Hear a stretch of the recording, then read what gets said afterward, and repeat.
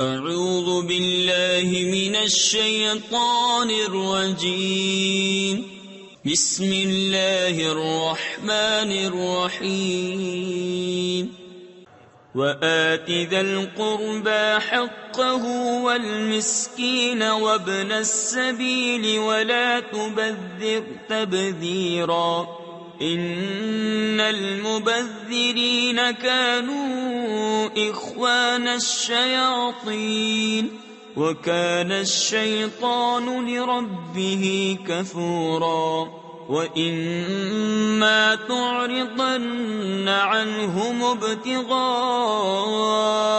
رَحْمَةٍ مِّن رَّبِّكَ تَرْجُوهَا فَقُل لَّهُمْ قَوْلًا مَّيْسُورًا وَلَا تَجْعَلْ يَدَكَ مَغْلُولَةً إِلَىٰ عُنُقِكَ وَلَا تَبْسُطْهَا كُلَّ الْبَسْطِ فَتَقْعُدَ مَلُومًا مَّحْسُورًا إِنَّ رَبَّكَ يَبْسُطُ الرِّزْقَ لِمَن يَشَاءُ وَيَقْدِرُ إِنَّهُ كَانَ بِعِبَادِهِ خَبِيرًا بَصِيرًا۔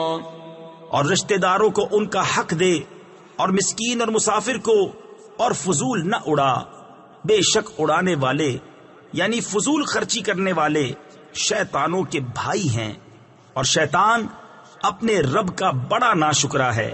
اور اگر تو ان سے منہ پھیرے اپنے رب کی رحمت کے انتظار میں جس کی تجھے امید ہے، تو ان سے آسان بات کہہ، اور اپنا ہاتھ اپنی گردن سے بندھا ہوا نہ رکھ، اور نہ پورا کھول دے کہ تو بیٹھ رہے ملامت کیا ہوا تھکا ہوا۔ بے شک تمہارا رب جسے چاہے رزق کشادہ دیتا اور کستا ہے، یعنی تنگی دیتا ہے۔ بے شک وہ اپنے بندوں کو خوب جانتا دیکھتا ہے۔